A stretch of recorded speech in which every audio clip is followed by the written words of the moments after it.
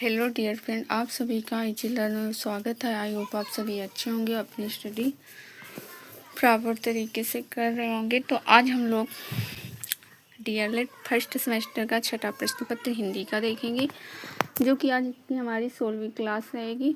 देखिए, आज हम लोग पढ़ेंगे लेखन शिक्षण की विधियाँ और उनकी कौशल। ठीक, लेखन का अर्थ मतलब होता है लिखना। ठीक है, आगे देखिए, जब हम अपने विचारों को लिखकर अभिव्यक्त करते हैं उसे ही लेखन कौशल या लेखन अभियोग्यता कहा जाता है। मान लो, जब हम अपने विचारों को किसी दूसरे तक पहुंचाते हैं तो क्या करते हैं, उन्हें लिख कर, ठीक, उन्हें लिखकर अभिव्यक्त करते हैं, उससे हम लेखन कौशल या लेखन अभियोग्यता कहा जाता है। ठीक है, शुरुआती स्तर पर भाषा की दक्षताओं में लेखन का स्थान सुनने, बोलने, पढ़ने के बाद आता है। शुरुआती स्तर पर जो भाषा की दक्षताएं होती हैं उनमें लेखन का स्थान जो होता है सुनने, बोलने और पढ़ने के बाद आता है। ठीक है, लिखने का लेखन जो है वो सुनने, बोलने और पढ़ने के बाद आता है। ठीक है, आगे देखिए,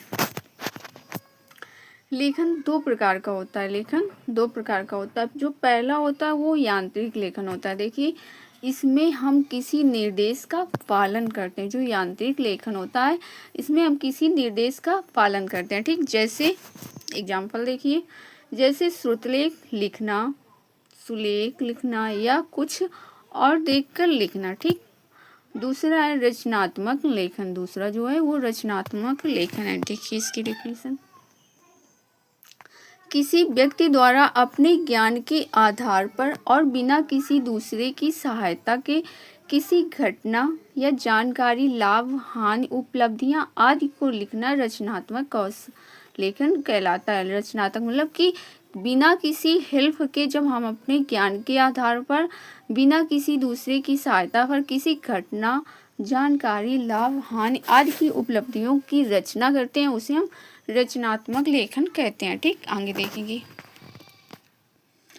आगे है महात्मा गांधी के अनुसार। देखिए, महात्मा गांधी ने लेखन के बारे में क्या कहा है। तो देखिए, कह रहे हैं इनके जो विचार हैं, देखिए महात्मा गांधी के ये कह रहे हैं, लिखना सिखाने के पूर्व बालकों को चित्रकला सिखानी चाहिए। बालकों को चित्रकला सिखानी चाहिए, क्योंकि अक्षर भी एक चित्र ही है। लिखने की प्रथम सीढ़ी चित्रकारी है। ठीक, जो गांधी जी का कहना है वो, इनका कहना है कि लिखना सिखाने के पूर्व मतलब लिखने के पहले, ठीक, बालकों को क्या करना चाहिए, बालकों को चित्रकला सिखाना चाहिए, क्योंकि अक्षर जो है वो भी एक चित्र ही है। ठीक, वो भी एक कला है।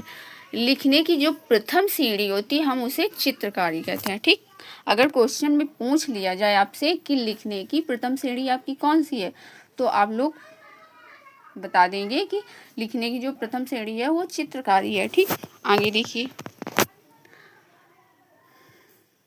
आगे लिखने की शिक्षा के उद्देश्य, अपने मतलब लिखने की शिक्षा के उद्देश्य बच्चे अपने मन में आने वाले विचारों, भावों को लिखकर बता सके, इससे हम लिखना सीख सकें। ठीक, बच्चे अपने मन में आने वाले विचारों, भावों को लिखकर बता सकें, लिखना सीख सके। मान लो कि बच्चों के मन में अगर कोई भाव है तो उसे लिखकर किसी दूसरे के सामने पेश कर सके या अभिव्यक्त कर सके। ठीक, ये पहला नंबर हो। उसके बाद दूसरा नंबर, बच्चों को चित्रों के माध्यम से लिखना सीखें, जिससे वह अक्षरों को पहचान के लिख पाएं।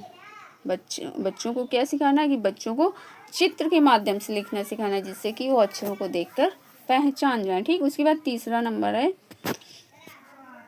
तीसरा है बच्चों को विराम चिन्हों का प्रयोग करना सिखाना चाहिए। जो बच्चे हैं उन्हें विराम चिन्हों का विज्ञान बताना चाहिए कि हमें, अगर हम किसी चीज़ को पढ़ रहे हैं या किसी चीज़ के बारे में बता रहे हैं तो हमें इस चीज़ का ध्यान देना चाहिए कि हमें जब हम पढ़ा रहे हैं तो हमें कहाँ पे स्लो पढ़ाना है और कहाँ पे स्पीड से पढ़ाना है, या कहाँ पे हमें स्लो बोलना है, कहाँ से स्पीड से बोलना है।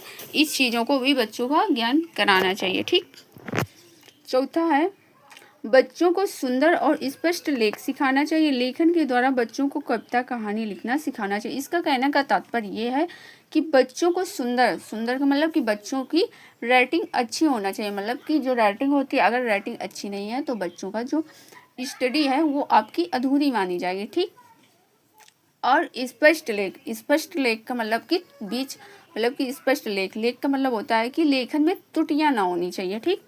लेखन मतलब कि राइटिंग भी अच्छी होना चाहिए और लिखावट में किसी भी प्रकार की त्रुटि ना होनी चाहिए, ठीक। लेखन के द्वारा बच्चों को कविता कहानी लिखना सिखाना चाहिए, ठीक। आगे देखिए, उसके बाद देखिए लेखन की विधियां या पद्धति। देखिए लिखना सिखाने के लिए निम्नलिखित विधियां, कौन कौन सी विधि है। पहला है सार्थक रेखाएं खींचने की विधि। सार्थक रेखाएं खींचने की विधि देखिए, बच्चों को शुरुआती दिनों में लिखना सिखाने के लिए देखिए ये आपके एग्जाम्पल हो गए, ठीक है। ये जो है आपके एग्जाम्पल हो गए। बच्चों को कुछ इस तरह, बच्चों को टुकड़ों में अक्षरों मतलब कि अक्षर अगर हम बच्चों को लिखना सिखाते हैं तो डायरेक्टली बच्चों को कोई भी अक्षर मतलब कि लिख कर डायरेक्टली अक्षर बच्चे नहीं लिख पाते, तो उन्हें क्या करते हैं कि बच्चों को हम टुकड़ों में तोड़कर अक्षर बनाना सिखाते हैं। कि देखो बच्चे पहले इस तरह डंडा खींचो, फिर इस तरह एक डंडा खींचो, फिर इसमें एक गोला लगाओ, फिर इस तरह एक कुत्ते की पूंछ निकाल दो। इस तरह कुछ बच्चों को लिखना बताते हैं, वही है आपके एग्जाम्पल हैं, ठीक। आगे देखिए, दूसरा है खंडसा लेखन विधि। इसमें देखिए डिफिनीशन क्या है। वर्ण या अक्षर लिखने के पूर्व उसके आधे हिस्से को अलग अलग सिखाया जाता है, अंतिम में पूरा अक्षर लिखना सिखाते हैं। इसका मतलब ये होता है कि वर्ण या अक्षर को लिखने से पहले उसे आधे आधे मतलब हिस्सों में अलग अलग सिखाया जाता है, मतलब टुकड़ों में तोड़कर सिखाया जाता है।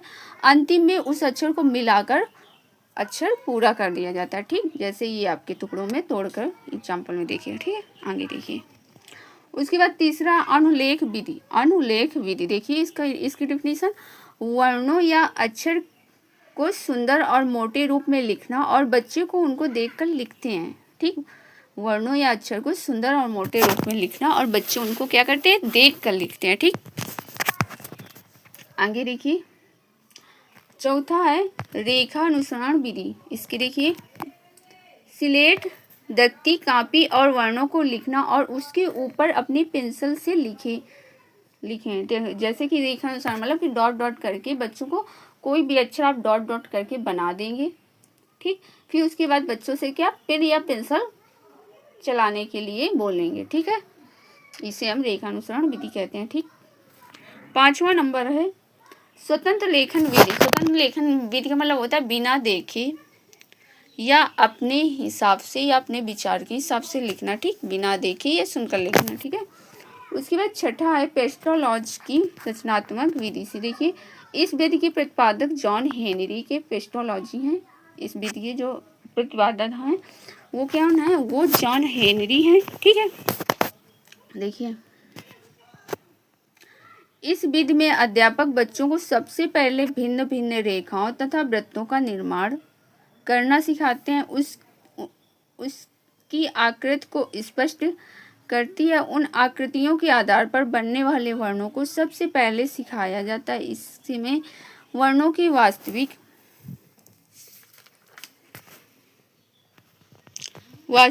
क्रम का ध्यान नहीं रखा जाता। अक्षरों की आकृति को विभिन्न टुकड़ों में बांटकर उन टुकड़ों के योग से उन अक्षरों की रचना कराई जाती है, ठीक।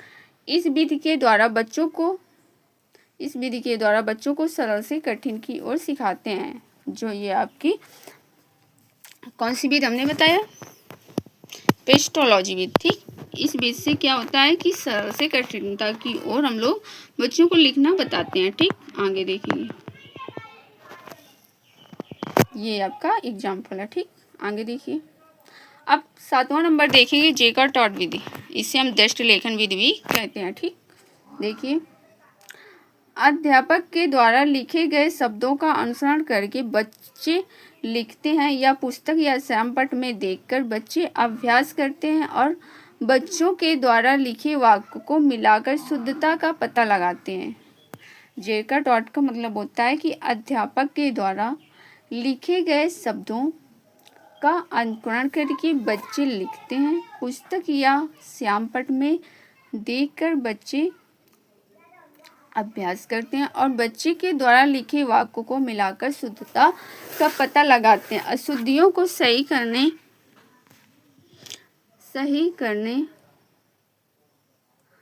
करने में इस विधि का प्रयोग करते हैं। इसे लिखो या मूल से मिलाओ विधि भी कहते हैं। जो आपका ये जेकर टॉड विधि है, इसे हम लिखो और मूल से मिलाओ विधि भी बोल सकते हैं। ठीक, इससे अशुद्धियाँ कम होती हैं और विराम चिन्ह का ज्ञान भी होता है। ठीक है, आगे देखिए। अब उसके बाद 8वां है मांटेसरी विधि। देखिए इसे, सबसे पहले लिखना सिखाने में ज्ञानेंद्रियों का सहयोग लेने वाली विधि। इसमें गत्ते, लकड़ी आदि के कटे अक्षर पर बच्चे अंगुलियां फेरते हैं तथा बाद में लिखते हैं और छोटे बच्चों के लिए यह विधि रुचिकर है। मान लो कोई अक्षर की कटिंग है, हम उसे लकड़ी में कटिंग कर दें किसी अक्षर की, ठीक, उसके बाद उस अक्षर में बच्चों से उंगलियां फेरने को लिए बोले। ठीक, तो इससे क्या होगा कि बच्चों का अभ्यास होगा, वो इस तरह चीज़ें जल्दी सीखेंगे कि हमें किस अक्षर को किस तरह हाथ को घुमा के, हमें किस तरह उंगली को घुमाकर अक्षर बनाना। इस चीज़ पर बच्चों में इस चीज़ का असर बहुत ही अच्छे से पड़ेगा। ठीक, ये जो विधि होती है, ये विधि आपकी मांटेसरी में सबसे पहले प्रयोग की गई थी। ठीक है, आई होप आप सभी लोगों को सारी चीज़ें क्लियर हो गई होंगी। तो आज की हमारी जो क्लास थी यहीं तक थी, मिलते हैं नेक्स्ट क्लास में। ठीक।